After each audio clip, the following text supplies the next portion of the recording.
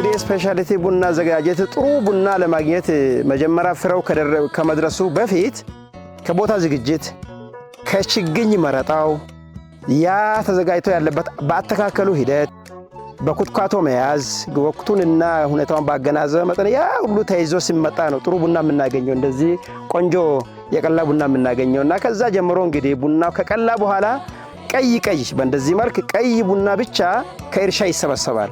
ብስለቱም ሳያልፍ እንደገናም ደግሞ ሳይደርስም ቃራ ወይ ደግሞ አረንጓዴው አይለቀም፣ ቢጫው አይለቀም፣ ቀዩ በእንደዚህ ይለቀምና ከእርሻ ከተሰበሰበ በኋላ መለያ አለ። የመጀመሪያ ደረጃ ልዩ ስፔሻሊቲ ቡና እንዲሆን ክብደቱ የሌለው ቡና በዚህ በእሸትነቱ እንዲንሳፈፍ ተደርጎ በውሃ ውስጥ ይነከራል።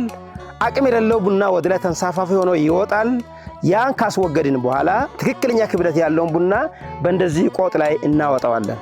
በዚህ የተወሰነ ቀናቶችን ትክክለኛ ሌቨል ተደርጎ ላይታች ሳይነባበር በትክክለኛ ቢያንስ 2 ሳንቲሜትር ነው የሚባለው የሚፈቀደው ያ ተጠብቆ 5 ቀን ከቆየ በኋላ ወደ እንደዚህ ደረጃ ሲመጣ በእንደዚህ ደረጃ ሲመጣ እንደምታውቁት እዚህ በተዘጋጀው ሼድ ላይ ማቆያ ነው። ለተወሰነ 1 ሳምንት ቀስ ብሎ ይሄ ሼድ ተዘጋጀው ያው ሙሉ የፀሐይ ብርሃን እንዳያገኝ ተደርጎ ነውና ተዘጋጀው እዛ ውስጥ ይቆያል። ቀስ ብሎ የድርቀቱን ሂደት ቀስ በቀስ ወደ ትክክለኛ መስመር ሲመጣ ያው ድርቀቱ ይታወቃል። መለኪያ አለ።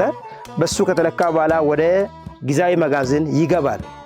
ወደ መጋዘን ከገባ በኋላ እንግዲህ እሱ ስፔሻሊቲ ጀንፈል ይባላል። ያ ደግሞ ወደ ማቀነባበሪያ ይወሰድና ይፈጫል።